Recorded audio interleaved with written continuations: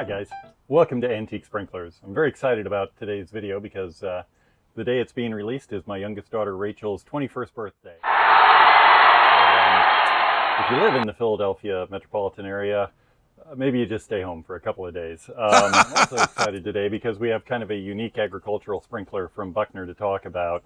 And it's the Midget Rotary Spinner is the brand name that they gave this guy. And I've seen it listed in a 1959 price list and in various catalogs in the 1960s and then not after that. I suspect it's just because I don't have any Buckner ag catalogs from the 1970s. I do have it in a catalog from Australia in 1965, and then my 65, 66, and 67 agricultural catalogs show it prominently. And the guys who watch this channel will certainly come up with better dates than sometime between, it existing from the late 50s to the early 70s. I'm sure it went deeper into the 70s. I've heard even into the 80s, folks were using these things on avocado. Are they groves or orchards? Do you suppose? I have no idea. I've heard it both ways. So it's a tiny sprinkler. I'll put a picture up so you get kind of the scale of the thing, and it came standard as the 111 with a 1/4 inch thread on it, and then this 6A adapter took it from 1/4 to 1/2 inch. And that's another clue as to kind of the uniqueness of this thing. It says Buckner B line on it as well, which was their sort of their homeowner consumer line of sprinklers that they sold. It also doesn't have the extra lock nuts on the arms that the agricultural models had. And those things were sold in the US anyway as the 1124. In Australia, they list them as the 111, just like this guy, but they do have the lock nuts on them. So it was a different, beefier sprinkler that they were actually selling than this one. I would imagine that this was meant to be put on a riser or some sort of 1/2 inch base in a flower garden by a homeowner, more than likely, and really probably didn't help any avocados grow anywhere unless somebody happened to have an avocado. I suppose it's an avocado tree out back. So you can tell I was raised in Iowa. We didn't have any avocados. It's an interesting video.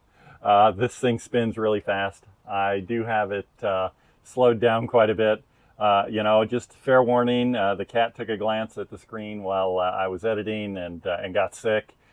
I'm kidding. A year ago, our cat went to live on a nice farm. So that didn't happen, but it is, if you are sensitive to motion sickness, maybe just take a quick glance at it in operation and then move on to doing something better. As you can see from the photo I put up that showed sort of the scale of the thing in the palm of my hands, I got it. It was pretty well patinaed. It cleaned up really nicely. What's interesting about it to me is the whole thing is yellow brass, and there aren't a lot of moving sprinklers that are made that way. Mostly Buckner used a ton of bronze for stuff that was going to be in motion.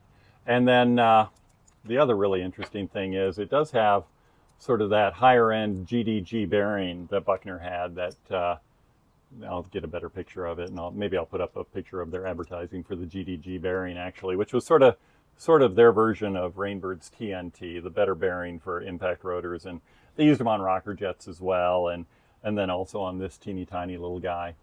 It works very well. There's virtually nothing to go wrong with it.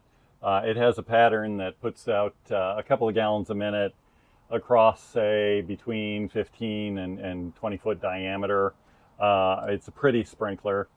There's not a lot more to talk about it than that. You see different versions of this thing today in plastic from different manufacturers.